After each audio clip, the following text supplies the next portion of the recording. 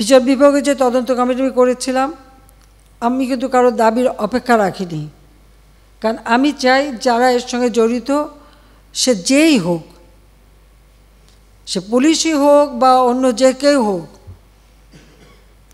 যারা অস্ত্রধারী, যারা এই ধরনের ঘটনা ঘটায় তাদের সকলেরই তদন্ত হোক, বিচার হোক। এবং এই যে সমস্ত জ্বালাও পোড়াও সবগুলি, শুধু ঢাকা না, যে কয়টা জায়গায় এই ধরনের ধ্বংসাত্মক কার্যকলাপ হয়েছে সেগুলি যেন তদন্ত করে যথাযথ বিচার হবে।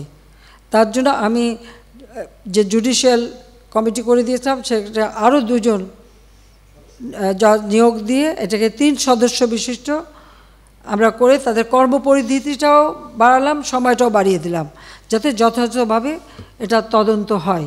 আমি চাই যে ধরনের অন্যায় বা হত্যাকাণ্ড যারাই ঘটাক তারা তো আমার দেশের নাগরিক, সে পুলিশ হোক, একটা শিশু হোক, একটা মানুষ হোক, সে সন্ত্রাসী হোক, ডাকাত হোক বা ছাত্র হোক, যাই হোক, এ দেশের নাগরিক।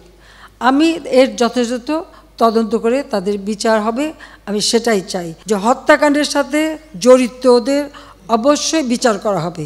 আমি এটা স্পষ্ট বলি, হত্যাকাণ্ডের সঙ্গে যারা জড়িত সে যেই হোক অবশ্যই তাদের বিচার করা হবে, এবং যারা জড়িত তদন্ত করেই তা বের করা হবে।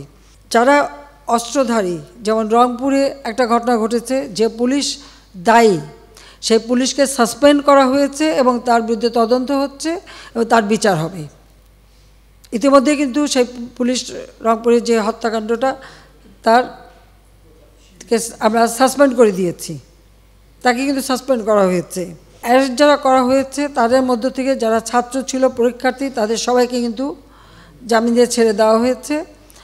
আর সাথে সাথে আমি এটাও নির্দেশ দিয়েছি যে এর ভিতরে যারা নিরীহ আছে তাদের সবাইকে, এবং ছাত্র যারা একেবারে খুনের সাথে জড়িত না বা এই সমস্ত ধ্বংসাত্মক কাজের সাথে জড়িত না, তাদেরকে মুক্তি দেওয়া শুরু করবে, এবং সেটা শুরু হয়ে যাচ্ছে। যারা যারা দোষী ঠিক তাদেরকে চিহ্নিত করে তারা থাকবে, কিন্তু বাকিরা যাতে মুক্তি পায় সে ব্যবস্থাটা কিন্তু আমরা করে দিয়েছি।